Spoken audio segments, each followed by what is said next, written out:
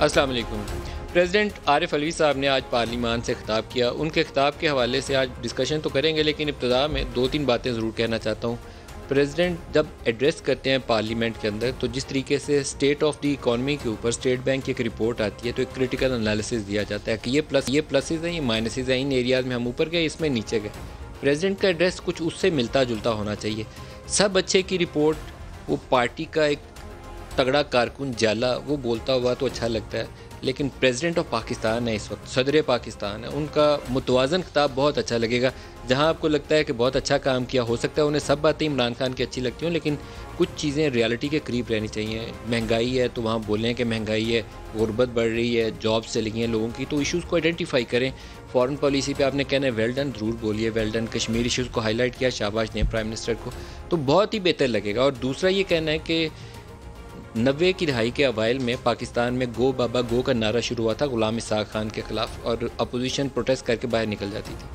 ہمیں اس سے آگے بڑھنا چاہیے۔ کنسٹرکٹیو انگیجمنٹ جو ہے اپوزیشن کی، وہ مضبوط بنائے گی پارلیمان کو اور اس نظام کو۔ باہر سڑک پہ آ کے ضرور پروٹیسٹ کریں، پلے کارڈز اٹھائیں، تقریریں کریں، لیکن اس سے پہلے پارلیمان میں خطاب سنیں پریزیڈنٹ کا، آرام سے بیٹھ کے اپنا پوائنٹ رجسٹر کرانا ہے تو اپنی باری میں جب ڈیبیٹ ہوگی تو اس کے اوپر پوائنٹ بھی رجسٹر کرائیں، ساری باتیں بتائیں۔ لیکن زیادہ اچھا لگے گا کہ وہ ہاؤس کا ماحول جو ہے وہ ہاؤس کا ماحول ہی نظر آئے اور پریزیڈنٹ کا خطاب ہی نظر آئے۔ شاہ محمود قریشی صاحب ابھی سے تھوڑی دیر پہلے چائنا پہنچے ہیں، ان کے وزٹ پہ بھی بات کریں گے، کیونکہ سعودی عرب کے حوالے سے جو ریسنٹ ڈیولپمنٹس تھیں، اسٹیٹمنٹس کے بعد ایک تناؤ والی کیفیت سی، $1 ارب انہوں نے کہا ہمارا واپس دے دو، دوسرا بھی جنوری میں دے دینا، تو ایک تناؤ والی کیفیت، ایک ماحول پیدا ہوا جس میں چائنا نے ہمیں ایک دوستی کا سہارا بنتے ہوئے $1 ارب فوری طور پر دیے، جو ہم نے ان سے لیے اور سعودی عرب کو واپس کر دیے۔ تو ایک ریجنل ری الائنمنٹ ڈیو ہے، یو اے ای نے ریکگنائز کر لیا اسرائیل کو۔ ہمارا کیا فیوچر ہوگا، ہمارے ریلیشنز اس خطے میں کس طریقے سے پروان چڑھیں گے۔ افغانستان سے امریکہ کی ہو رہی ہے پریزیڈنشیل جو الیکشنز ہیں امریکہ کے اندر، اس کے بعد اس خطے میں طاقت کا توازن ایک دفعہ پھر بدلے گا، تو اس حوالے سے چائنا، پاکستان، ایران، رشیا، ان ممالک کا قریب آنا اور ایک ریجنل الائنس کے طور پر اپنا رول جو ہے اس کو مضبوط کرنا، وہ بھی کافی اہم ہوگا۔ آج جو پروگرام میں ہمارے ساتھ شرکا ہیں ان کا آپ سے تعارف کروایا دوں۔ ملکہ بخاری ہمارے ساتھ ہیں پاکستان تحریک انصاف سے، مصطفیٰ نواز کھوکھر صاحب ہیں پاکستان پیپلز پارٹی سے، اور محمد زبیر صاحب ہیں PMLN سے۔ سب کو خوش آمدید کہوں گا جی پروگرام میں۔ پہلے آپ کے اپوزیشن کے ساتھیوں سے تبصرہ لے لیں، پھر آپ کی طرف آتا ہوں۔ پریزیڈنٹ کا ایڈریس آپ کیا کہتے ہیں مصطفیٰ صاحب؟ دیکھیے، جیسے آپ نے اپنے انٹرو میں خود کہا کہ ایک بیلنسڈ اپروچ ہونی چاہیے، اور پریزیڈنٹ کا عہدہ ایسا عہدہ ہے کہ جہاں پر یہ نہیں لگنا چاہیے کہ کسی پارٹی کا کارکن اس عہدے پر ہونے کے بعد اپنے جوائنٹ ایڈریس میں ایک سیاسی تقریر کرے۔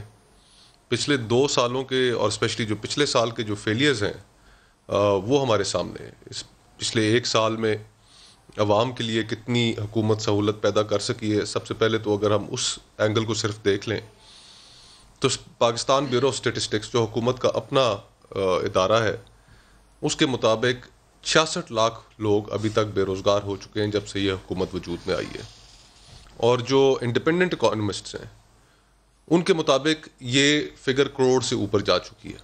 تو کہاں 1 کروڑ نوکری اور کہاں 1 کروڑ سے زیادہ لوگوں کا بے روزگار ہونا۔ پھر ان کے جو وعدے کیے گئے تھے ان وعدوں کی تکمیل میں کہاں تک پہنچے۔ آج جو ہماری معیشت ہے، اس معیشت میں ہمیں جو کرائسس کا شکار ہے، ٹھیک ہے کورونا ایک بہت بڑا چیلنج تھا، لیکن کیا وہ فنڈامنٹل پرابلمز ایڈریس کی گئی ہیں؟ کیا وہ ریفارمز لے کر آئیں؟ ادر دین FATF ریلیٹڈ لیجسلیشن، حکومت نے کون سی قانون سازی کی ہے؟ وہ FATF کی لیجسلیشن، آپ نے اپنے انٹرو میں ایک کنسٹرکٹیو انگیجمنٹ کی بات کی، ہم نے تو پھر دوبارہ کنسٹرکٹیو انگیجمنٹ کی کہ ہم اگر اپنا اختلاف سائڈ پہ نہ رکھتے تو کیا ہم پاکستان کو بلیک لسٹ میں جانے کے لیے راہ ہموار کرتے؟ تو ہم نے تو ہر موقع پہ، اور پھر حکومت نے بھی ہماری امینڈمنٹس جو تھیں، جو ہم نے سمجھا کہ ان قوانین کو بہتر بنایا جا سکتا ہے پاکستان کے لیے، تو وہ امینڈمنٹس بھی حکومت نے ہماری ایکسیپٹ کی۔ ایک کنسٹرکٹیو انگیجمنٹ ہوئی صحیح، لیکن کیا یہ آگے چل پائے گی؟ اس کے فوراً پاس ہونے کے بعد جو تقاریریں حکومت کی جانب سے کی گئیں وہ تو پھر وہی پرانا ایک نیریٹو۔ تو ہمیں سیاسی نیریٹو سے باہر نکلنا ہوگا۔ سب سے پہلے عوام کے ایشوز، اور عوام کے ایشوز میں معذرت کے ساتھ پچھلے 2 سالوں میں حکومت مکمل طور پر ان کو حل کرنے میں ناکام رہی ہے۔ فارن پالیسی کا آپ نے ذکر کیا۔ فارن پالیسی کے جو چیلنجز ہیں، کشمیر، اس کے اوپر ہم کچھ نہیں کر سکے۔ حکومت جو سعودی عرب کے سابق سفیر ہیں، جو انہوں نے آرٹیکل لکھا عرب نیوز میں، اس میں انہوں نے حکومت پاکستان کو مورد الزام ٹھہرایا. انہوں نے کہا کہ مس گائیڈڈ انڈیویجول، جو ہمارے وزیر خارجہ کے بارے میں انہوں نے ایک لفظ استعمال کیا، یہ ڈپلومیٹک لینگویج کے اندر ایک بہت انہوں نے سخت لفظ استعمال کیا کہ خود تو آپ نے کشمیر کے لیے کچھ کیا نہیں اور توقع آپ ہم سے کر رہے ہیں کہ ہم آپ سے آگے بڑھ کر کچھ کریں گے. تو بہت سے چیلنجز ہیں. پھر یہ جنہوں نے وہ آرٹیکل لکھا he is a good friend of Pakistan میں سفیر رہے ارتھکویک کے دنوں میں، اور پاکستان کی مدد کے لیے بڑے ایکٹیولی رول ادا کیا انہوں نے. علی عبداللہ الاسیری شاید ان کا پورا نام ہے. زبیر صاحب سے بھی پوچھ لیں. زبیر صاحب، آپ کو پہلے تو سٹیٹمنٹ ہی سنوا دوں. عارف علوی صاحب نے معیشت کے اوپر کہا، وہ دکھا دیں. جب یہ حکومت آئی تو قرضوں کا ایک بہت بڑا بوجھ تھا، کرپشن کا بازار گرم تھا، معیشت بڑی تیزی سے زوال پذیر تھی. لوگ کہتے تھے IMF کے ساتھ معاہدہ کرو، مگر جو بھی فیصلہ کیا اس فیصلے کے نتیجے میں معیشت پر مثبت اثرات مرتب ہو رہے ہیں. اگر کورونا نہیں ہوتا تو آپ کی پالیسیز اس وقت تو بالکل چار چاند اور بھی لگا چکی ہوتی ہیں. اس کو زر مبادلہ کے ذخائر 6-7 ارب سے بڑھ کر 12.5 ارب آپ کے ہو گئے. محصولات آپ نے 3.5% بڑھائے ہیں. موڈیز کی ریٹنگ یہ بتاتی ہے کہ باہر سے وہ دیکھ رہے ہیں کہ دیر از اے اسٹیبل سچویشن. پاکستان کی اپنی اسٹاک ایکسچینج اس نے 40,000 کا مارک کا کراس کیا. تو یہ انڈیکیٹرز ہیں کہ یور پالیسیز آر ورکنگ. دوسرا بھی سنوا دیں تمام اداروں والا. سارے ادارے، افواج Pakistan, judiciary of Pakistan, parliament of Pakistan, government of Pakistan and the media ایک پیج پر ہیں. کہاں کہ ہم سب یہ چاہتے ہیں قانونی، معاشی، معاشرتی انصاف ہو. ہم سب یہ چاہتے ہیں کہ کرپشن کے اوپر کوئی کمپرومائز نہیں ہونا چاہیے. زبیر صاحب، کل ہم شیخ رشید صاحب کا انٹرویو کر رہے تھے تو انہوں نے ایک جملے کے اندر کہا کہ آگے بھی ساتھ ہے فوج، پیچھے بھی ساتھ ہے فوج، دائیں بھی فوج، بائیں بھی فوج. تو صدر عارف علوی صاحب نے بھی آج کہہ دیا ہے کہ وہ سب ادارے ساتھ ہیں، ٹینشن کی بات ہی کوئی نہیں ہے. تو آپ کیا فرماتے ہیں اس کے اوپر؟ میرا خیال ہے یہ تو اسٹارٹ کی، اگر ہم جب یہ کہتے ہیں کہ فوج ہمارے ساتھ ہے تو اس سے ایک آپ کی اپنی ویکنس ظاہر ہوتی ہے.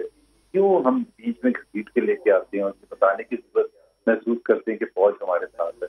یہ I think it is poor on the part of the president at least to refer to this. Even prime minister یا کسی منسٹر کو فوج اگر ہم کہتے ہیں تو وہ بالکل انڈیپینڈنٹ، وہ پارٹی کا وہ نہیں ہے ادارہ کہ آپ یہ کہیں کہ وہ اپنی پوزیشن ان کی جو بھی ہوتی ہے اور وہ اس کا ریفلیکشن کا طریقہ کار بھی جو ہوتا ہے وہ ایک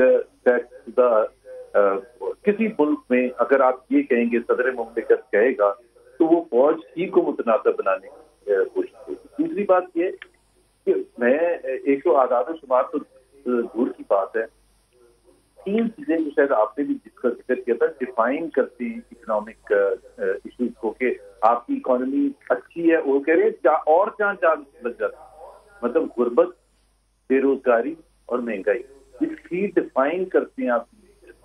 اور پچھلے 2 سال غربت میں جتنے لوگ غربت کی لکیر سے نیچے گئے ہیں پاکستان کی تاریخ میں کبھی 2 سال میں، اور یہ کووڈ سے پہلے کا ٹرینڈ تھا. دوسری چیز یہ ہے کہ جتنے پاور جو مہنگائی ہے وہ 17.8% میں فوڈ انفلیشن ہے اور 15.1% ہے اربن ایریا.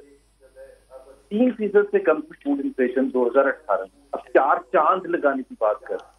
اور اسی طرح سے جو بے روزگاری ہے، ان امپلائمنٹ انپریسیڈنٹڈ لیس دین 6% سے کلوز ٹو 9% پہنچ گئی ہے.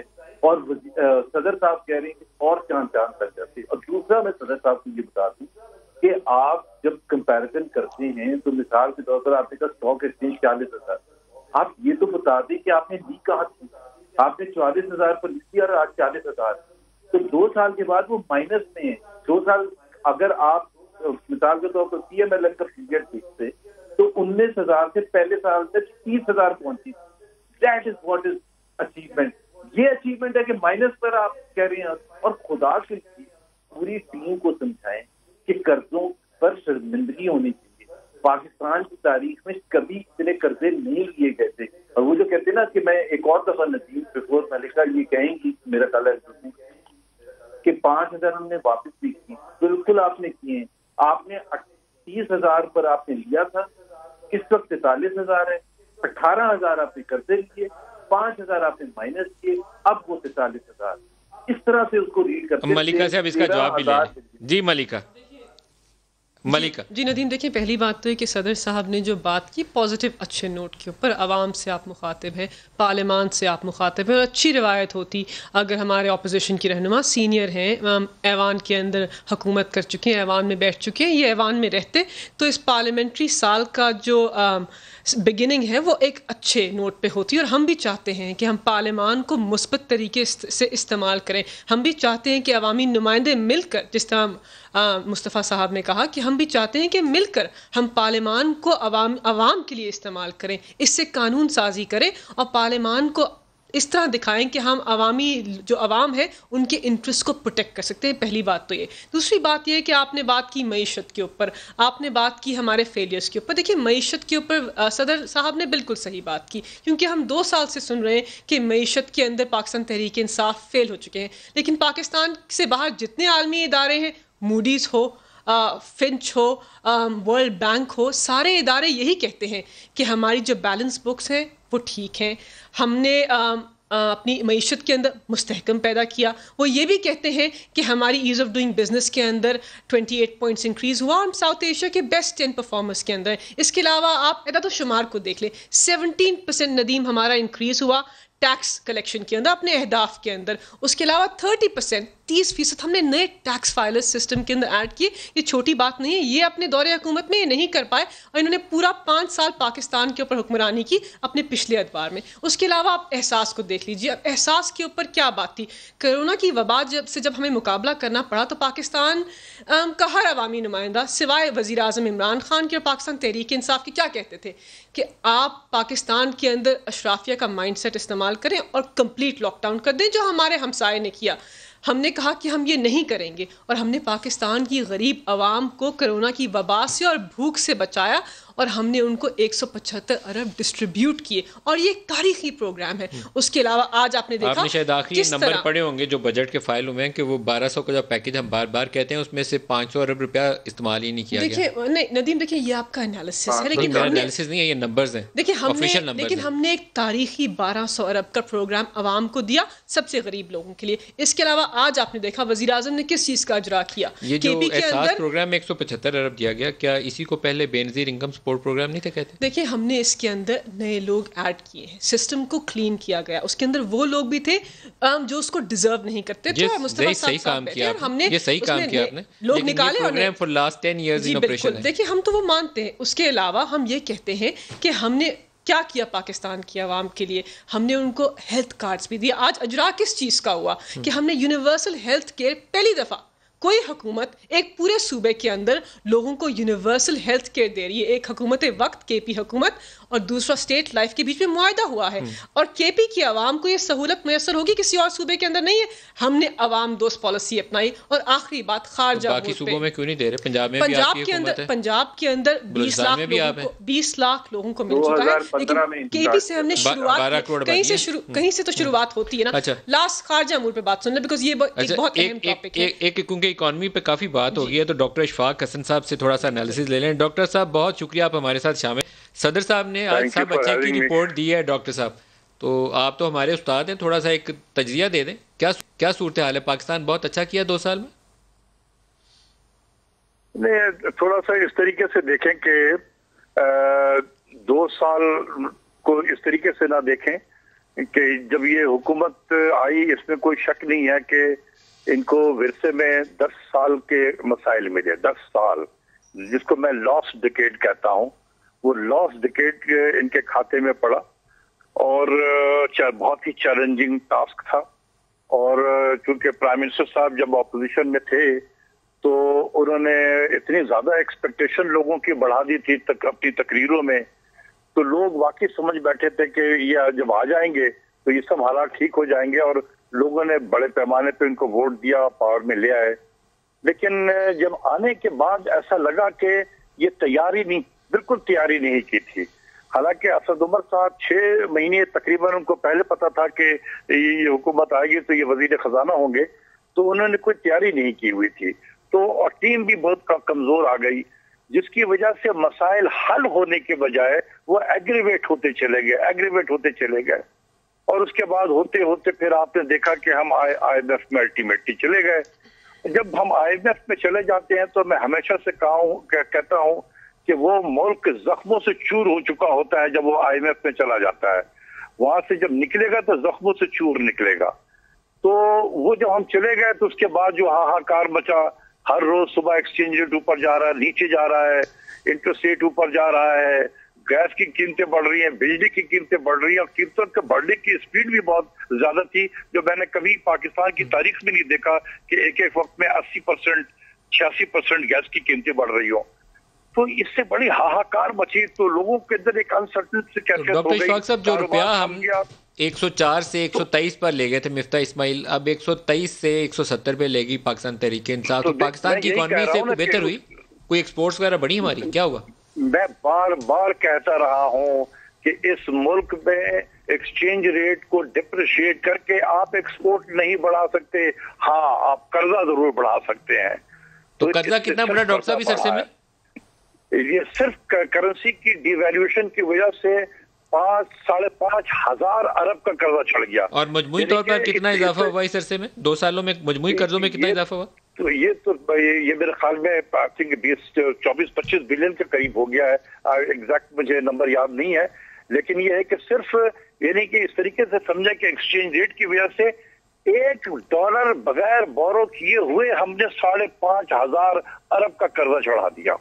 پاکستان میں ایک سال میں $40 بلین کے کاسٹ ہم نے اس معیشت پہ ڈال دی تھرو ایکسچینج ریٹ ڈپریسیشن. $40 ارب کی کاسٹ, $40 ارب. ڈاکٹر صاحب بہت بڑی رقم بول رہے ہیں. $6 ارب کے IMF کے پروگرام جو ہمیں 3-3.25 سال میں ملے گا, ہم نے ایک سال میں $40 ارب کے کاسٹ. اور یہ میرے آرٹیکل میں لکھا ہوا ہے. اگر غلط ہوتا تو میں اسٹیٹ بینک بھی مجھے ریفیوٹ کر سکتا تھا, منسٹری آف فائنانس سے مجھے ریفیوٹ کر سکتا تھا. وہ اس لیے نہیں کر سکے کہ میں نے تو ڈیٹا انہیں کا استعمال کیا ہوا تھا, صرف کیلکولیشن میں نے کر کے. اور ٹیکسز میں کیا ہوا ڈاکٹر صاحب, ایک لاسٹ کویسچن بتا دیں, کیا ٹیکس ریونیو میں ہمارے اضافہ ہوا؟ کس میں اضافہ؟ Tax revenues. دیکھیے ٹیکس ریونیو میں کیا اضافہ ہوا ہے. ہم ابھی جب چلے تھے جہاں سے سفر کیا تھا 2018 میں, اور ابھی 2020 میں ہم 4,000 پہ پہنچے ہیں اس وقت. اور اگر آپ ایڈجسٹ کر لیں انفلیشن ریٹ کو, افراط زر کی شرح کو, تو ہمارے جو ریونیو ہے ٹیکس ریونیو اس میں نیگیٹو گروتھ ہے after adjusting rate of inflation. کیونکہ جب انفلیشن بڑھتا ہے تو اس سے ٹیکس کا بیس بھی بڑھ جاتا ہے. اچھا, ایک خبر پچھلے دنوں ڈاکٹر اشفاق صاحب چھپی تھی کہ ہمارے اس 4,000 کے دعوے میں کہ ہم نے 4,000 ارب ٹیکس اکٹھا کیا ہے, اس کے اندر 550 ارب کے ریفنڈز ہیں, 550 ارب روپے کے. کیا یہ بات درست ہے؟ بالکل صحیح کہہ رہے ہیں, بالکل صحیح کہہ رہے ہیں. یہ تو پارلیمنٹ میں ہی دیے گئے تھے. پارلیمنٹ میں, وعلیکم السلام, پارلیمنٹ میں یہ تو باقاعدہ منسٹری آف فائنانس سے خود دیا ہوا ہے. بس پھر اللہ تعالیٰ ہی پاکستان کے حالات کے اوپر رحم کرے. ڈاکٹر اشفاق صاحب آپ کا بہت شکریہ. آپ ہم ایک بریک لے لیں, بریک سے واپس آتے ہیں تو مصطفیٰ صاحب سے پوچھیں گے کہ اپوزیشن پارٹیز, ان کی APC بھی پلان ہو رہی ہے, کیا منصوبے ہیں اس کے, نواز شریف صاحب کے کس سے کیا رابطے ہوئے, کیونکہ آج کل یہ بھی چیز بہت خبروں میں ہے. تو ایک بریک لے لیں, ہمارے ساتھ رہیے گا.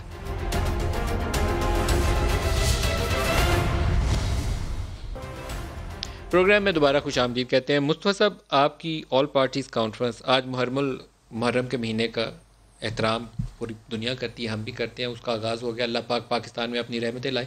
عام تاثر یہ تھا کہ یہ 10 دن گزریں گے تو آپ APC لائیں گے. آپ کوئی فائنل سٹیج پہ ہے آپ کے پلان؟ بالکل, میں یہ تو نہیں کہوں گا کہ بالکل ہی کوئی فائنل سٹیجز پہ ہے پلان.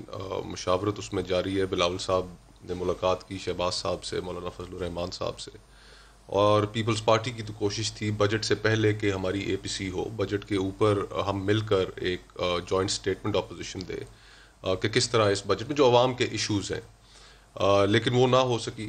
ہم نے بڑی تگ و دو کی اس کے لیے. اب ہم امید کرتے ہیں کہ محرم کے فوراً بعد جو لیڈرشپ ہے دیگر پولیٹیکل پارٹیز کی, وہ اس بات کی طرف مائل ہوگی کہ حالات ایسے ہیں کہ ہمیں ایک APC نہ صرف کرنی چاہیے بلکہ اس میں ایک جامع حکمت عملی بھی سامنے رکھنی چاہیے.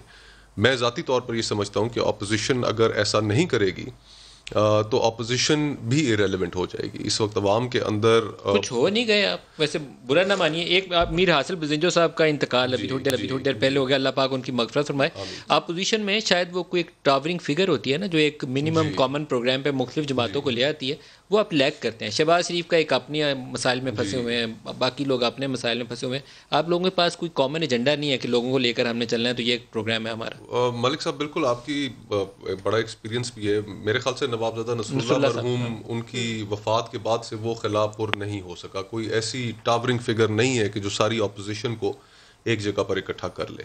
لیکن اس وقت ضرورت کس چیز کی ہے؟ اگر جس طرح میثاق جمہوریت ایک ہوا اپوزیشن پارٹیز میں جس وقت ڈکٹیٹرشپ کا دور تھا, تو اب بھی میں سمجھتا ہوں کہ اپوزیشن کو جو عوام کے ایشوز ہیں, اب اس وقت 18th امینڈمنٹ, NFC ایوارڈ, ان کے اوپر جو فیڈرل گورنمنٹ ہے اس کی طرف سے ایک بڑے واضح اشارے ہیں کہ وہ ان کے اوپر حملہ کرنا چاہتی ہے. چھوٹے صوبوں میں اس کا تاثر ٹھیک نہیں ہے اس موو کا. تو یہ سارے ایشوز ہیں کہ جن کے اوپر اپوزیشن کو اکٹھے ہو کر ایک پوزیشن لینی پڑے گی عوام کے ایشوز کو بھی سامنے رکھ کر. ایک میں کوئکلی کامنٹ کرنا چاہوں گا جو پروگرام کے پچھلے حصے میں ایک پیج کے حوالے سے جو گفتگو ہو رہی تھی. ملک صاحب, میرا یہ خیال ہے کہ پاکستان کی تاریخ کو اگر آپ مد نظر رکھیں تو فوج کبھی بھی غیر مقبول حکمران کے ساتھ نہیں کھڑی ہوئی, چاہے وہ ان کا اپنا ہی کوئی کیوں نہ ہو. جس وقت صدر پرویز مشرف انپاپولر ہوئے, غیر مقبول ہوئے, تو فوج ایک سائڈ پر ہو گئی. اسی طرح ایوب خان, یحییٰ خان جب وہ انپاپولیرٹی کی حدوں کو چھو رہے تھے تو اس وقت وہ فوج اور ادارے ایک سائڈ پہ ہو گئے. تو یہ ان کی جو خام خیالی ہے, جس کو یہ بار بار, جس طرح زبیر عمر صاحب بھی کہہ رہے تھے کہ یہ ان کی اپنی ایک کوئی فیئر ہے کہ جس کی وجہ سے یہ بار بار فوج ادارے کے طور پر بوجھ نہیں اٹھائے گی. بالکل قطعاً. یہ اگر آپ نے پاکستان کی تاریخ کو اگر آپ مد نظر رکھیں, پرویز مشرف کی تو ریسنٹ ایگزامپل, پرویز مشرف کی تو بہت ریسنٹ ایگزامپل سے لڑائی کے بعد فوج نے اپنے آپ کو بالکل ڈسٹنس کر لیا تھا, الگ کر لیا تھا. تو ایک ایسی حکومت جو پچھلے 2 سال میں اس عوام کے لیے کوئی آسانی پیدا نہیں کر سکی, جن کے اپنے وزراء ٹی وی چینلز کے اوپر پروگرامز میں بیٹھ کر کہتے ہیں کہ ہم عوام میں جا نہیں سکتے, عوام میں جاتے ہیں وہ ہم سے کیے ہوئے وعدے کے بارے میں پوچھتے ہیں, ہماری سخت سوالات کا سامنا کرنا پڑتا ہے. تو ایسی غیر مقبول حکومت کے ساتھ کوئی کھڑا نہیں ہوتا. اس کا الٹا دیکھیں, ان کو تو جو ان کو سپورٹ حاصل رہی, اس سپورٹ کے نتیجے میں تو ان کو فراٹے بھرنے چاہیے تھے کہ پاکستان کی کسی جمہوری حکومت کو وہ سپورٹ حاصل نہیں رہی جو ان کو رہی. سر فراٹے بھرنے کام نہیں کر رہے, کام کرنا چاہیے. ایگزیکٹلی. اب پنجاب آپ دیکھ لیں, پاکستان کا سب سے بڑا صوبہ ہے, with all due respect to the CM Buzdar صاحب, لیکن 12 کروڑ کا صوبہ, پاکستان کا سب سے بڑا صوبہ, اس کو وہ ٹھیک طریقے سے نہیں چلا پا رہے. لیکن میں ساتھ ساتھ یہ بھی کہوں گا ملک صاحب کہ جو ان کو نیب کے ذریعے جس طریقے سے ہراساں کیا جا رہا ہے, میں تو اس کی بھی مخالفت کرتا ہوں. یہ روش, اب پنجاب کے اندر اگر تبدیلی آنی ہے تو ایک پولیٹیکل تبدیلی ہونی چاہیے, بجائے اس کے کہ نیب استعمال ہو. مجھے تاثر یہ ملتا ہے کہ وہ سیدھے ہاتھوں گئے نہیں, تو اب وہ ٹیڑھے ہاتھوں نکالنے کی کوشش ہو رہی ہے. یہ میرا تاثر ہے کہ زبیر صاحب سے پوچھتے ہیں. زبیر صاحب, نواز شریف کے حوالے سے بہت خبریں چھپیں کہ وہ ایکٹیو ہو گئے ہیں, مریم سے فون پہ بات کی, مولانا فضل الرحمان سے بات کی, مجھے نہیں پتا بات کی کہ نہیں کی, لیکن یہ کیا صداقت ہے کہ نواز شریف نے خود چارج سنبھال لیا ہے اور وہ لیڈ رول میں آ گئے, خود سے طے کر رہے ہیں کہ کون کیا کرے گا؟ ایک تو میں اس سے پہلے ایک Maleeka, because she is one of those very educated decent persons within PTI, and obviously I have a lot of respect. ان کو میں ضرور یہ ایک مشورہ دوں گا کہ جب آپ فگرز کی بات کرتے ہیں, you have to be very careful, otherwise دیکھیں جو سننے والا ہوتا ہے, جب آپ نے کہا نا کہ ٹیکس ریونیو بڑھ گیا, it is always in the context. تو آپ اگر کہہ رہی ہیں کہ 2 سال میں 17% بڑھا ہے, تو آپ نے جس طرح ڈاکٹر اشفاق نے کریکٹ کروایا تھا. اور دوسری بات یہ, تو آپ یہ دیکھتی ہیں, آپ نے کہا ساتھ میں کہ آپ نے کچھ نہیں کیا تھا. ایکسکیوز می, 5 سال میں ڈبل ہوا تھا ٹیکس ریٹ, تقریباً 4 سال میں 20% ہر سال, with lowest level of inflation. جیسے ڈاکٹر اشفاق کہہ رہے تھے نا, انفلیشن سے ایڈجسٹمنٹ ہوتی ہے, کیونکہ انفلیشن تو آٹومیٹکلی اوپر لے کے جاتی ہے. اور پلس سر سیاسی بات پہ بھی آ جائیں. سر جی, سیاسی بات پر آ جائیں. یہ نمبر میں لوگ الجھ جائیں گے. جی الجھ جائیں گے. سیاسی بات یہ ہے کہ بالکل نواز شریف کے حوالے سے جو خبر ہے وہ بالکل درست ہے. ایک تو ان کی صحت کے حوالے سے بھی تھا, اور دوسرا یہ تھا کہ مریم کے حوالے سے آپ کو پتا ہے کہ ایک بہت بڑا سوال تھا کہ کیا وہ کیوں خاموش ہیں اور کیوں نہیں سامنے آتی ہیں. اور نواز شریف صاحب نے کس کس کو کال کیا سر، پہلے یہ بتا دیں تاکہ کلیئرٹی آ جائے، کس کس کو کال کیا نواز شریف نے؟ I don't think so I should share that انہوں نے کس کس کو کال کیا، بٹ مریم نواز جو ہیں جو ان کو ریپرزینٹ کرتی ہیں اور جو ظاہر سی بات ہے اپنی جو مشورہ بھی کرتی ہیں میاں نواز شریف کے ساتھ ہی کرتی ہیں اور اسی وجہ سے وہ خاموش تھی. لیکن میرا خیال ہے حکومت نے کوئی آپشن ہی نہیں چھوڑا تھا کہ مریم نواز کو کھینچ کے پولیٹیکل میدان میں لے آئے. اب میرا صرف ایک ان سے وہ ہے کہ مریم نواز جب کھل کے پولیٹکس کریں گی تو کیا یہ اب حتمی فیصلہ ہو گیا ہے کہ مریم نواز میدان میں اترے گی اور نواز شریف صاحب جو ہیں وہ پارٹی کا چارج اپنے ہاتھ میں لے لیا؟ کیا یہ اب بات حتمی ہو گئی ہے کہ مریم نواز میدان میں اتریں گی؟ انشاءاللہ تعالی. لیکن میں ایک درخواست ضرور کروں گا اپنے پی ٹی آئی کے لوگوں سے کہ مریم نواز کا مقابلہ کریں سیاست سے، سیاسی میدان میں. شیخ رشید جیسے لوگ کہتے ہیں نہیں اس کو تو کور نہیں کرنا چاہیے، اس کو دکھانا نہیں چاہیے. 40 سال ہو گئے آپ کو پالیٹکس میں، آپ پولیٹیکل لوگوں سے پولیٹیکل ایریا میں مقابلہ کریں. اس کی پاپولیرٹی سے آپ ڈریں نہیں، گھبرائیں نہیں، جس طرح پرائم منسٹر صاحب خود کہتے ہیں. کریں مقابلہ. بھائی ہمیں شدید اختلاف تھا اس کے ساتھ، عمران خان کے ساتھ، جس سے آپ کریں. یہ اس کا سہارا نہ لے، کورٹ کچہری کو چھوڑ دیں، کورٹ کچہری میں کیا فیصلے کریں. لیکن یہ کہنا کہ قدغن لگانا کہ وہ بات چیت کریں گے تو دکھائیں گے نہیں، یا یہ فیصل اسٹیٹ میں ہو سکتا ہے. جسٹیفائی آپ ہمیشہ کر سکتے ہیں کہ جی اس لیے آپ پہ پابندی تو نہیں لگائی تھی کسی نے؟ مریم کی پوری پریس کانفرنس چلی ہے، لائیو چلی ہے. میں تو ابھی کہہ رہا ہوں نا وہ ایک چلی ہے تو اس کے بعد جو ریئیکشن آیا نا وہ اتنا اسٹرانگ آیا ہے کہ کیسے دکھا سکتا ہے، کیسے دکھا سکتا ہے. میں تو حیران ہوں، سینئر منسٹر ایسی باتیں کر رہے ہیں. You are a political player. Maleeka سے پوچھتے ہیں کوئی آپ کے ارادے ہیں کوئی بند کرنے کے، کوئی بندش لگانے؟ 2-3 باتیں. پہلی بات تو کہ جب بھی پاکستان تحریک انصاف کہتے ہیں کہ ادارے ایک پیج پہ ہیں، یہ ایک اچھی اسٹرانگ جمہوریت کی نشاندہی کرتا ہے. اور آئی تھنک پاکستان لیگ نواز کا رویہ یہی ہے کہ یہ اداروں کو متنازع بناتے ہیں. اور پاکستان کی آرمی کو جن پولیٹیشین کی ہم ابھی بات کرے تھے، مریم نواز بھی متنازع نہیں تھے بناتے، یہ ان کے ساتھ ہی آتے تھے. آپ نے غلط بات کہی. نہیں پھر 12 اکتوبر کو کچھ پھر آپ نے دیکھا نا مریم بی بی نے کیا لنڈن سے کس قسم کی باتیں کی. تو متنازع یہ بناتے ہیں، ہر ادارے کو بناتے ہیں، اپنے طریقے سے بناتے ہیں. دیکھیں اور پاکستان تحریک انصاف کیا کہتے ہیں کہ ہم ایک اسٹرانگ جمہوریت کا پارٹ ہے جس کے اندر سارے ادارے ایک پیج پہ ہونے چاہیے، اور یہ ان کو متنازع بنانا نہیں ہے. اور ہر فوج کو ایک ڈیموکریٹکلی الیکٹڈ گورنمنٹ کے ساتھ کھڑا ہونا چاہیے، اور وہ کھڑے ہوتے ہیں. جہاں تک بات ہے مقبولیت کی، اب دیکھیں نا یہ اے پی سی کی بات کرتے ہیں، ہم کن سے گھبرائیں؟ پاکستان پیپلز پارٹی سے بصد احترام، یہ بھٹو کی پارٹی تھے، یہ وفاق کی علامت تھے. اب ایک صوبے کے اندر ریجنل پارٹی بن کے رہ گئے، تو ان سے تو ہمیں بالکل نہیں ڈرنا چاہیے، بیکاز ان کی مقبولیت آپ نے دیکھ لی ہے. پاکستان مسلم لیگ نواز کے اپنے ایم پی ایز آ کے ہم سے کہتے ہیں کہ ہم نالاں ہیں اپنی پارٹی سے، ہماری پارٹی کے اندر لیڈرشپ کا فقدان ہے. اور آپ نوٹا بنا کے خوش ہیں؟ نہیں، ہم تو بالکل نہیں بناتے. دیکھیں ہم صرف سنتے ہیں، ہم سن رہے ہیں کہ وہ کہتے ہیں کہ ہماری پارٹی کے اندر لیڈرشپ کا فقدان ہے. اور ہے جہاں تک نواز شریف صاحب کی بات ہے، اب عدالت سن رہے ہیں اور زبیر صاحب بتا رہے ہیں نیشنل ٹیلی ویژن کے اوپر کہ وہ وہاں بیٹھ کر سیاسی ایکٹیویٹیز کر رہے ہیں. حالیہ عدالت کے جج نے کہا اسلام آباد ہائی کورٹ کے کہ وہ مفرور. میں نے یہ کہا ہی نہیں ہے ملکہ، پلیز میرے الفاظ کو متحرک تو ہیں، ان کو وہاں علاج انڈورس کیا انہوں نے اس بات کو کہ وہ ایکٹیولی پارٹی کے فیصلے کر رہے ہیں. ان کو وہاں علاج کے لیے بھیجا تھا، سیاسی ایکٹیویٹیز کرنے کے لیے نہیں بھیجا تھا. عدالت آبزرو کرے آپ کے ساتھ ہاتھ ہو گیا، فیصلہ کرے. ہاتھ ہو گیا آپ کے ساتھ. اور جہاں تک اے پی سی کی بات ہے، ہم کہتے ہیں یہ ان کا آئینی حق ہے، یہ ضرور اکٹھے ہوں، ضرور اے پی سی کریں، اگر ہو سکتی ہے، اگر یہ بھی ایک پیج پہ آ سکتے ہیں ضرور کریں، لیکن ایک عوامی ایشوز کے اوپر کریں. جب ان کے اوپر احتساب کا دائرہ تنگ ہوتا ہے تب پلیز یہ ایک اے پی سی کو نہ کریں، بیکاز عوام کے اندر تاثر یہی ہے کہ احتساب کا دائرہ اے پی سی ہے، ورنہ کوئی بھی عوامی ایشو اٹھانے کے لیے تیار نہیں ہے. جب یہ آپ کے لوگ پکڑ کے لے جاتے ہیں، نیب والے بند کر دیتے ہیں اور آپ لوگ اکٹھے ہو کے بیٹھتے ہیں، تو آپ کی موسٹ آف دا جو ٹائم ہے آپ کا ایئر جو جاتا ہے، آن ایئر جاتا ہے، وہ اس پہ گزر جاتا ہے مجھے پکڑ کے 6 مہینے اندر رکھا. یہ ایک ویری بیڈ اپروچ ہے. آپ اپنے ذاتی ایشوز کو ضرور انگیج کریں عدالتوں کے ذریعے، لیکن جب آپ اپوزیشن لیڈر کے طور پر بیٹھتے ہیں تو پاکستان کے ایشوز لے کر آئے. یہ نیگیٹو فیل جاری ہے لوگوں کے اندر. اسی لیے ملک صاحب جب اس پروگرام کے اندر بھی گفتگو میں نے کی اور زبیر عمر صاحب نے کی، تو اس میں ہم نے 18th امینڈمنٹ کا ذکر کیا، NFC ایوارڈ کا ذکر کیا کہ جو ہمارے خدشات ہیں، ہم نے عوام کے ایشوز، مہنگائی، بے روزگاری، فارن پالیسی، ان چیزوں کے اوپر لوگوں کی توجہ دلائی. یہ بات آپ کی درست ہے کہ تھوڑا سا آپٹکس کے اندر وہ شاید اس طرح سے پذیرائی اس چیز کو نہیں ملتی، لیکن حکومت کی بھی تو آپ دیکھیے کہ پچھلے 2 سالوں میں حکومت کے پاس جب پروگریس نہیں ہے دکھانے کے لیے کسی بھی شعبۂ زندگی میں، ایک شعبۂ زندگی مجھے بتا دیں جس کے اندر حکومت کی طرف سے کوئی بہتری لائی گئی ہو، تو جب وہ نہیں ہے تو یہ صرف اور صرف ایک پولیٹیکل نیریٹو ریٹورک کہ جی ہم NRO نہیں دیں گے، ہم اگر وزیر اعظم کھڑے ہو کر امریکہ جاتے ہیں وہاں پر کھڑے ہو کر اگر تقریر کرتے ہیں تو میں AC اتار لوں گا، میں فلانے کو اندر ڈال دوں گا، غیر معیوب سی باتیں وزراء آ کر ٹی ویوں پہ کریں، تو یہ ایک ایسا ماحول ڈیلیبریٹلی کریٹ کرتے ہیں کہ جس میں ایشوز کے اوپر گفتگو ہو نہ سکے. اب اگر صرف نیب اور پاکستان کے اندر جو کارروائیاں ہو رہی ہیں اس پہ آپ یورپین یونین کی رپورٹ دیکھ لیں.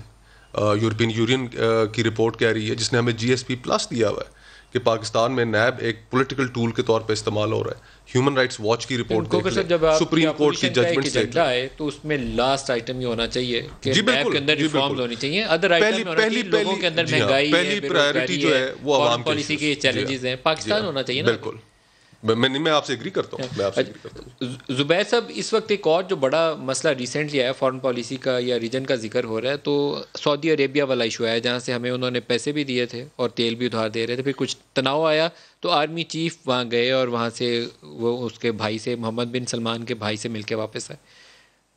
شاہ صاحب اس وقت چائنا پہنچے ہیں، تو آپ کو لگتا ہے یہ بھی ایک بہت بڑا ایک پاکستان کے حوالے سے چیلنج ہے؟ ہمیں مل کے اپوزیشن، حکومت، پارلیمان کو اس پہ غور و فکر کرنا چاہیے، پالیسی ریفریم کرنی ہے آپ نے. ایک تو again this is the basic problem with PTI، جیسا فین کلب نہیں ہوتا، ریئلائز ہی نہیں کیا کہ ٹرانزیشن ہو گئی ہے فرام اپوزیشن ٹو گورنمنٹ. میں اس میں نہیں کہوں گا کیسے آئے تھے.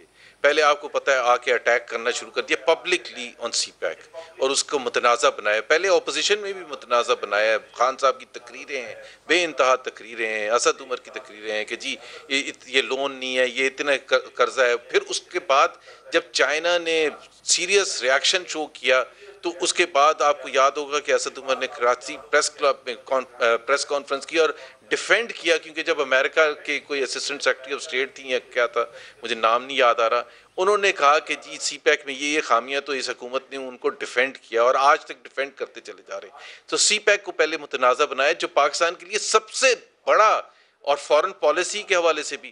پھر ابھی آپ دیکھیں کہ سعودی عربیہ کے ساتھ ہم نے جو کیا ہے، پہلے آپ آئسولیٹ، مطلب اگر فورن منسٹر صاحب کو کوئی کنسرن تھا تو آج تک ہمیں یہ نہیں پتا وزیر اعظم کا بھی وہی سیم کنسرن تھا یا نہیں تھا. بٹ چونکہ وزیر اعظم آفس نے اس پر کوئی ریاکشن نہیں کیا تو وی گیدر کہ پوری حکومت کا یہ اور فورن آفس کا موقف ہے کہ سعودی عربیہ کے ساتھ ان کے سیریس تعلقات میں خرابی آئی ہے. اب آپ کے دوست بچے کیا تھے؟ پہلے آپ نے وہاں ملائیشین سمٹ جو تھی اس میں لاسٹ منٹ پر بیک آؤٹ کیا. اگر آپ نے نہیں اٹینڈ کرنا تھا تو you should have given reason. جب انہوں نے ارینج کر لیا اور 3 ممالک جنہوں نے کشمیر کا اگست 5 کے بعد کے جو ان کا ایکشنز تھے، پوری دنیا میں ہارڈلی کوئی تھا except for Turkey, Iran and Malaysia, اور آپ وہ کانفرنس منعقد کر رہے ہیں اور آپ اس سے لاسٹ منٹ پر بیک آؤٹ کر جاتے ہیں. تو کیا کرنا چاہیے تھا زبیر صاحب؟ ٹوٹلی کیا کرنا چاہیے تھا؟ مجھے تو لگا کہ پرائم منسٹر نے اچھا، امریکہ میں بھی ٹرمپ کے ساتھ بھی کشمیر والا ایشو اچھا سے ہائی لائٹ ہو گیا، یونائٹڈ نیشنز کے اندر سپیچ بھی اچھی طرح سپیچ کر لی، تو دو تو اچھے انہوں نے ایشوز ایڈریس کیے. ہائی لائٹ سے ہم نے کیا کرنا ہے؟ مین چیز یہ ہے کہ ہم نے کنکریٹ کیا فارورڈ کوئی ہوا ہے. انڈیا پہلی دفعہ تاریخ میں، OIC کی تاریخ میں، India was invited and they attended the foreign ministers OIC conference and that was post August 5 2019. مطلب اس سے زیادہ کیا آئسولیشن ہو سکتی ہے؟ میرے ملکہ آپ اس کا جواب دے سکتے ہیں. جو خارجہ امور پہ بات ہو رہی ہے، پہلی بات تو یہ کہ میں زبیر صاحب کی بات سے بالکل بھی ایگری نہیں کرتی. یہ بات کر رہے ہیں لیکن یہ جانتے ہیں کہ ان کے پچھلے ادوار میں ایک مستقل وزیر خارجہ ہی نہیں تھے.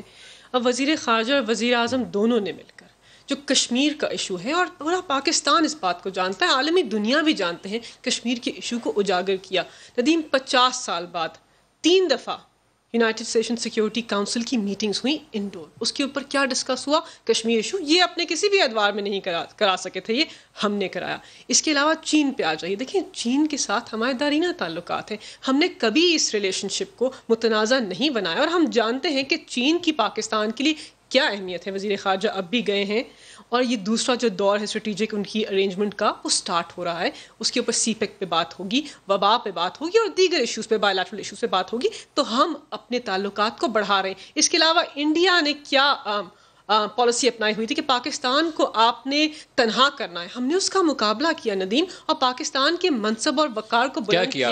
دیکھیں سعودی عربیہ سے ہمارے جو تعلقات ہیں, ابھی تو بڑی خرابی پیدا ہوگی, جنرل صاحب کو بھیجنا پڑا. دیکھیں نہیں, ہم نے اپنے اسٹیٹمنٹ میں کیا کہا, جب انہوں نے کہا کہ ہماری توقع ہے کہ جو کشمیریوں کے اوپر مظالم ہو رہے ہیں اس کے اندر سعودی عربیہ جو ہمارا ایک کلیدی یا امپورٹنٹ ایلائی ہے اور جو ہمارے لیے بہت اہم ہے, وہ ہمارے اس ایشو کو ریز کرنے میں ہماری مدد کریں گے. صرف اتنی بات کی, انہوں نے اس ایشو کو متنازع بنایا اور غلط کیا.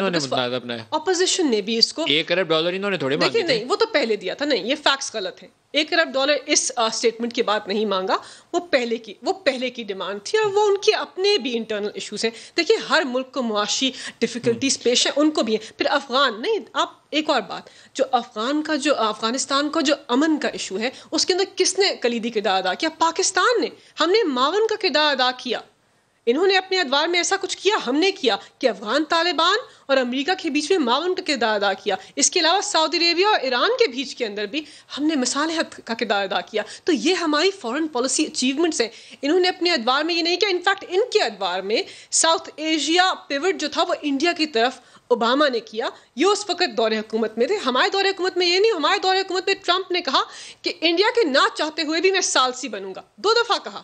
اور انڈیا میں جا کر اس کے بعد اگست 5 ہو گیا. نہیں دیکھیں, اگست 5 کی جو بات ہے وہ ایک لمبی ڈسکشن ہے, وہ بی جے پی کے مینیفیسٹو میں آج نہیں آیا, پہلے سے تھا. اور پاکستان اور نہیں بالکل بھی. دیکھیں بات یہ ہے کہ اس کے اوپر ہم نے اس کو انٹرنیشنلائز کیا یا نہیں, کیا ہم نے دنیا کو نہیں بتایا کہ ان کی کیا مظالم ہیں, کیا ہم نے انٹرنیشنل فورمز پہ ریز نہیں کیا. یہ انفارمیشن ہے کہ اگست 5 کے واقعات سے پہلے ہمیں پتا تھا کہ وہاں کیا ہو رہا ہے, and we failed to act in time. لیکن ہم نے ڈپلومیٹک انگیجمنٹ نہیں کر سکے. دیکھیں وزیر اعظم نے کہا میں کشمیر کا سفیر ہوں, اور اس سے انہوں نے بالکل اور صحیح طریقے سے فورم پہ ریز کیا. مصطفیٰ صاحب کے بھی ہو سکتا ہے کہ یہ اگست 5 سے پہلے یہ بات ان کے نالج میں ہو کہ وہاں وہ اس کو ریپیل کرنے جا رہے ہیں آرٹیکل 370 کو, اور ہمارے اعلیٰ سطح پہ یہ بات معلوم تھی.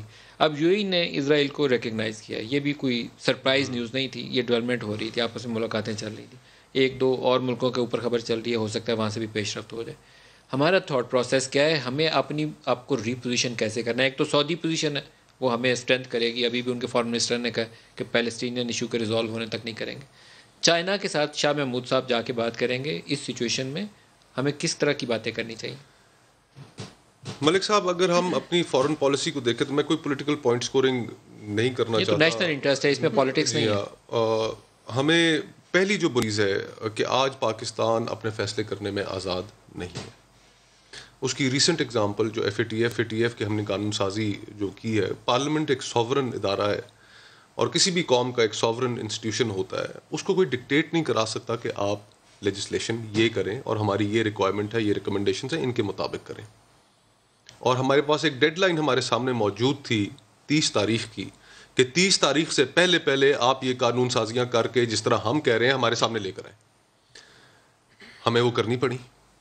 ہماری سوورینٹی جو کسی بھی ایک قوم کی ایک فنڈامنٹلی اس کی ایگزسٹنس کی نشانی ہوتی ہے, ہماری آج وہ کمپرومائز ہو چکی ہے. یہ اب IMF کے ایگریمنٹ کا FATF کے لاز کمپلائنس اس کا بھی حصہ ہے. جی ہاں بالکل. FATF کو بھی کمپلائی کرنا ہے, IMF کے ایگریمنٹ میں بھی کمپلائی کرنا ہے. اچھا, اب ہمیں یہ کیوں کرنا پڑ رہا ہے؟ آج تک کسی ٹیلی ویژن ٹاک شو پہ میں نے یہ گفتگو کم از کم میں نہیں دیکھ پایا کہ ہماری پچھلی جو 3-4 دہائیوں کی جو ہماری پالیسیز رہیں, کہ آج UN سیکیورٹی کاؤنسل اگر کچھ افراد کے نام اس کے اندر لکھے ہوئے ہیں تو پاکستان کی کسی بھی سیاسی جماعت کا ان افراد کے ساتھ تعلق نہیں ہے.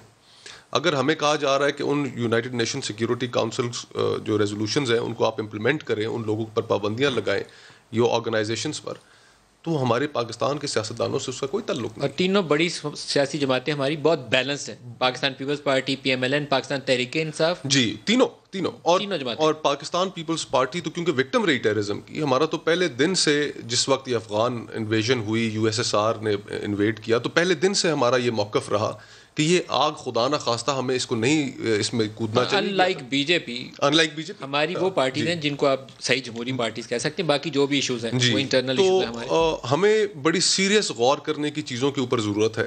دوسرا, اس وقت امریکہ اور چین کے درمیان ایک نئی کولڈ وار شروع ہے. ہمارے اس سارے حالات میں صرف ایک ملک ہے جو پاکستان کے ساتھ بالکل کھل کے کھڑا ہوا ہے بغیر کسی ifs اینڈ بٹس کے ساتھ, وہ ہے چائنا. Common interest. تو ہمیں اب دوسری طرف امریکہ بہادر ہے جو ایک سپر پاور ہے, IMF اس کے کنٹرول میں ہے, ورلڈ بینک اس کے کنٹرول میں ہے, فائنینشیل انسٹیٹیوشنز اس کے کنٹرول میں ہے, ہماری بہت زیادہ ملٹری ڈپینڈنس ہے, F-16s ہیں, بہت سی ڈپینڈنس ہے ہماری. تو ہمیں یہ بہت کیئرفلی اس ساری صورتحال میں اپنا رول پلے کرنا ہوگا. زبیر صاحب سے پوچھنا بالکل اینڈ پہ آ رہا ہے. جی زبیر صاحب آپ فرمائیے کیسے اپنے آپ کو ریپوزیشن کریں ہم. جی اس میں دو چیزیں ہیں اور جو بڑی امپورٹنٹ بات مصطفیٰ نے کی ہے, میرا خیال ہے مصطفیٰ نے مجھے نہیں سنا, میں تو بہت دفعہ کہہ چکا ہوں کہ یہ جو ہم پرائز پے کر رہے ہیں اور یہ جو ڈیڈ لائن ہمارے اوپر تلوار لٹکی ہوئی تھی پیٹف کے حوالے سے, اور خاص طور پر وہ آرگنائزیشنز کے نام اور انڈیویجولز کے نام جو دہشت گرد تنظیمیں سمجھی جاتی ہیں, انفارچونیٹلی اگر یہ فیصلے پہلے ہوتے اور جو کرنے کی کوشش بھی کی گئی تھی اور جس کے بیسس پر ایک پھیلایا گیا ڈان لیگز, اب میسج تو آپ نے یہ تو بڑا زبردست تھا کہ جی یہ لیک کیسے ہوا ہے, which is important question, but message کیا تھا اسی کو دبانے کے لیے اس چیز کو اتنا پڑھایا گیا.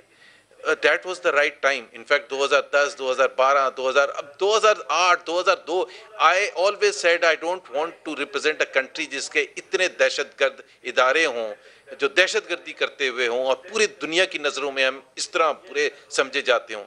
نان اسٹیٹ ایکٹر سر, آپ نے ٹرمینالوجی درست کر لیجیے. ادارے نہیں ہمارے, نان اسٹیٹ ایکٹرز, تنظیمیں, نان اسٹیٹ ایکٹرز, بٹ ہم اس کا دفاع کر رہے تھے نا. حافظ سعید کو میں نے صرف آپ کی میں ہر کوارٹرلی بیسس پر وہ ڈیفینڈ کرتا تھا, چائنا ویٹو کرتا تھا. جی دوسرا چیز جو میں کلیریفائی کر دوں کہ آپ نے کہا 30 سیکنڈ سے پہلے کیا ہمیں پتا تھا ہی نہیں پتا تھا.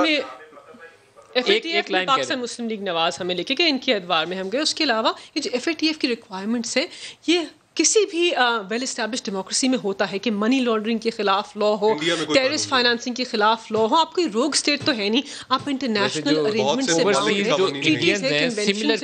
ہم تو لے کے نہیں گئے, ہم تو پاکستان کو گرے لسٹ سے باہر لے کے آ رہے ہیں. اگر یہ نہ اس گرے لسٹ میں جاتے تو شاید یہ بنگلہ آپ کو, لیکن بنگلہ دیش اور انڈیا میں ملتے سب ممالک اس اسٹیج کے اوپر پہنچ چکے ہیں. دیکھیے منی لانڈرنگ کا لا ہونا اچھا قانون ہے, اینٹی ٹیررسٹ منی لانڈرنگ روکنا چاہیے جی, روکنا چاہیے, لیکن ہمیں اپنے مفاد میں قانون سازی کرنی چاہیے, لیکن کچھ ریکوائرمنٹس ہیں جو آپ کو پوری کرنی. ملکہ بخاری, مصطفیٰ نواز صاحب اور محمد زبیر صاحب, آپ کی آج کے لیے اتنا ہی اجازت دیجیے. خدا حافظ.